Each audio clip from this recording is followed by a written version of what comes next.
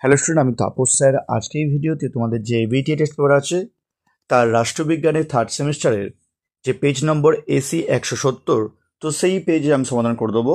যারা এখনও চ্যানেলটিকে সাবস্ক্রাইব করোনি অবশ্যই চ্যানেলটিকে সাবস্ক্রাইব করে রেখো এরকম ভিডিও সবাইকে পাওয়ার জন্য। আর তোমাদের কিন্তু part two part chapter wise তোমাদের ইম্পর্টেন্ট সাপোর্টিং এক্সট্রা সবই কিন্তু দিয়ে দিই, ভালো করে পড়বে, তারপর তোমার টেস্ট পেপার সলভ করো।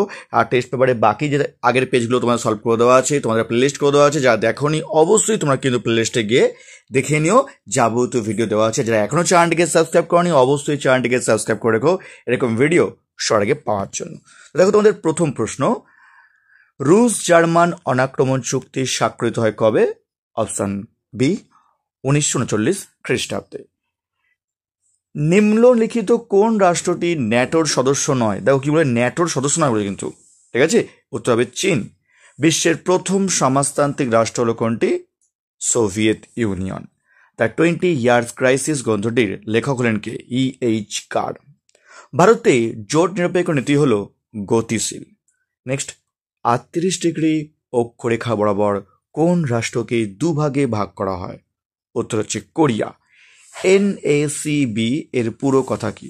নন অ্যালাইগনেড কো অর্ডিনেটিং ব্যুরো। আসবো আমরা পরের প্রশ্ন, নিচের বিবৃতির সাথে কোন ব্যাখ্যাটি মানানসই খুঁজে নাও। অপশন বি হবে, কারণ সোভিয়েত ইউনিয়ন ও মার্কিন যুক্তরাষ্ট্রের মধ্যে মতাদর্শগত বিরোধ ঠান্ডা কিন্তু একটা কারণ বলতে পারো, কারণ একজন সমাজতান্ত্রিক আর হচ্ছে গণতান্ত্রিক, ঠিক আছে।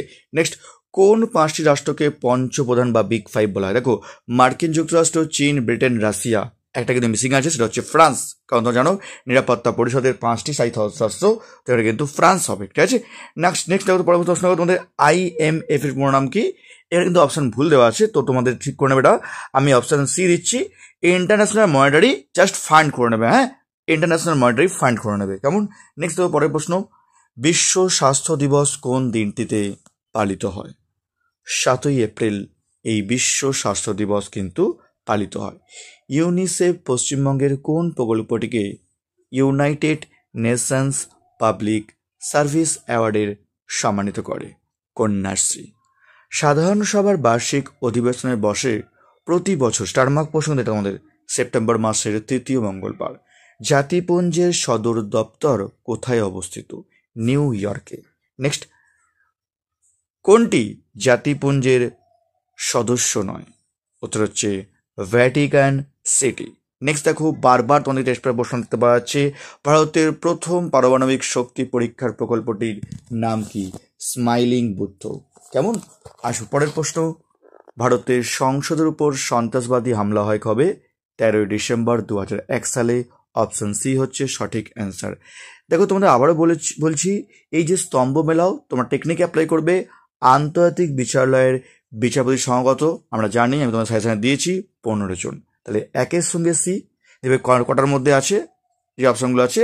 আর একটা দেখো, নিরাপত্তা পরিষদের অস্থায়ী সদস্য কজন?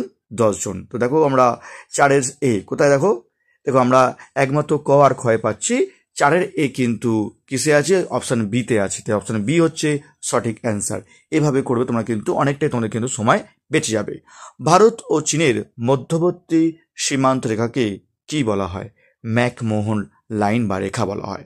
Poverty and famines and entitlement and deprivation গ্রন্থটির লেখক হলেন কে? অমর্ত্য সেন। স্টারমার্ক প্রশ্ন, কোন গ্যাস নির্গমনের ফলে ভোপাল গ্যাস দুর্ঘটনা ঘটেছিল? Methyl isocyanate. 2020 সালে কোভিড-19 মহামারী প্রথম দেখা যায় কোথায়? উত্তর হচ্ছে চীনে। তারপর ঘটনার সময় অনুযায়ী ক্রম নির্ণয় করো। কোভিড-19 মনে রাখবে 2020 সালে হয়েছিল, NPT সাকুরা 1968 সালে, সল্ট ওয়ান 1972 সালে এবং ভারত চীন যুদ্ধ হয়েছিল 1962 সালে। তো একদম লাস্ট হচ্ছে 1900 সবচেয়ে কম আছে কে? 1962, 4-এরটা আগে হবে। তারপর হচ্ছে 1980, দেখো তোমার দেখো 2 নম্বরে হবে 4, তারপর 2, তারপর 3 দেখো কোনটা? সল্ট ওয়ান, লাস্টে হচ্ছে কোভিড। তার মানে অপশন এ হচ্ছে সঠিক অ্যান্সার। এখন চ্যানেলটিকে সাবস্ক্রাইব করনি অবশ্যই চ্যানেলটিকে সাবস্ক্রাইব করে রেখো এরকম ভিডিও সবাইকে পাওয়ার জন্য। স্বাধীন ভারতের প্রথম উপপ্রধানমন্ত্রী বা স্বরাষ্ট্রমন্ত্রী কে ছিলেন? সর্দার বল্লভভাই প্যাটেল। জম্মু ও কাশ্মীর রাজ্যের ভারতভুক্তি হয় কবে? 26শে অক্টোবর 1947 খ্রিস্টাব্দে। নেক্সট, ভারত পাকিস্তানের মানচিত্র বিভাজনের দায়িত্বে ছিলেন কে? Option C Cyril Radcliffe. Next 1948 খ্রিস্টাব্দে ভারতীয় সেনাবাহিনী দ্বারা হায়দ্রাবাদ দখলের ঘটনাকে বলা হয় কি? Option C Operation Polo. কেমন? আসবে পরের প্রশ্ন। এ ট্রেন টু পাকিস্তান গ্রন্থের লেখককে? খুশবন্ত সিং। নেক্সট কততম সংবিধান সংশোধনে ভারতে রাজনৈতিক দল ব্যবস্থা সাংবিধানিক স্বীকৃতি লাভ করে? 52তম। নেক্সট নিচের কোন রাজনৈতিক দলটি ভাষাভিত্তিক রাজনৈতিক দল? উত্তর হচ্ছে ডিএমকে। স্টার মার্ক প্রশ্ন, বারবার ধরে টেস্ট পেপার আসছে, ভালো করে তোমরা কিন্তু প্রশ্নটা পড়বে। এনডিএ পুরো কথা কি? National Democratic Allianz. নেক্সট বহুদলীয় ব্যবস্থা দেখতে পাওয়া যায় কোথায়? ভারত, কানাডা, ফ্রান্স, সবগুলি হবে সঠিক অ্যান্সার। আসবো আমরা পরের প্রশ্ন। সেটা এখনও চ্যানেলটিকে সাবস্ক্রাইব করেনি, অবশ্যই চ্যানেলটিকে সাবস্ক্রাইব করে এরকম ভিডিও সবাই পাওয়ার জন্য তোমাদের কিন্তু এভাবেই আমি পার্ট টু পার্ট তোমাদের যে টেস্ট পেপার কভার করবো, এমনকি তোমাদের কিন্তু লাস্ট মিনিট সাজেশনও নিয়ে আসবো। এরকম ভিডিও সঙ্গে পাওয়ার জন্য অবশ্যই তোমরা কিন্তু চ্যানেলটিকে সাবস্ক্রাইব করে রেখো। পরের প্রশ্ন দেখো, রাজনৈতিক দলগুলিকে স্বীকৃতি দেয় কে? স্টার মার্ক কোশ্চেন, নির্বাচন কমিশন। নেক্সট ভারত পাক সিমলা চুক্তি সম্পাদিত হয় কত সালে? মনে রাখবে 1972 সালে। ভারতের পরমাণু নীতির মূল কথা হলো কি? নো ফার্স্ট স্ট্রাইক, অর্থাৎ প্রথমে আঘাত না করা বা নয়। নেক্সট শিলিগুড়ি করিডোরকে ভূকৌশলগত ভাষায় কি বলা হয়ে থাকে? উত্তর হচ্ছে চিকেন্স নেক।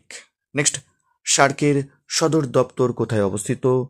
কাঠমান্ডু। নেপালের রাজধানী কাঠমান্ডুতে কিন্তু সার্কের এই যে সদর দপ্তর কিন্তু অবস্থিত। ঠিক আছে, পরের প্রশ্ন দেখো, ভারত শ্রীলঙ্কা জল সীমান্ত নির্ধারিত হয় পক প্রণালী দ্বারা? অপশান এ হচ্ছে সঠিক অ্যান্সার। ভারতের বিদেশ নীতির অন্যতম বৈশিষ্ট্য হলো কি? তো অপশন ডি হচ্ছে সঠিক অ্যান্সার, জোট নিরপেক্ষতা। মনে রাখবে এই নীতির প্রবক্তা হচ্ছে ভারতের জওহরলাল নেহরু, তাকে বলা হয় জোট নিরপেক্ষতার জনক বলা হয়ে থাকে। লাস্ট প্রশ্ন, শেষ প্রশ্ন এই পেজের, এলটিটিই কোন রাষ্ট্রের জঙ্গি সংগঠন? শ্রীলঙ্কা। তো এই ছিল তোমাদের এসি 170 যে পেজ তোমাদের জন্য ছিল, তার 40টি প্রশ্নের উত্তর সমাধান করে দিলাম। যারা এখনও চ্যানেলটিকে সাবস্ক্রাইব করনি, অবশ্যই চ্যানেলটিকে সাবস্ক্রাইব করে রেখো।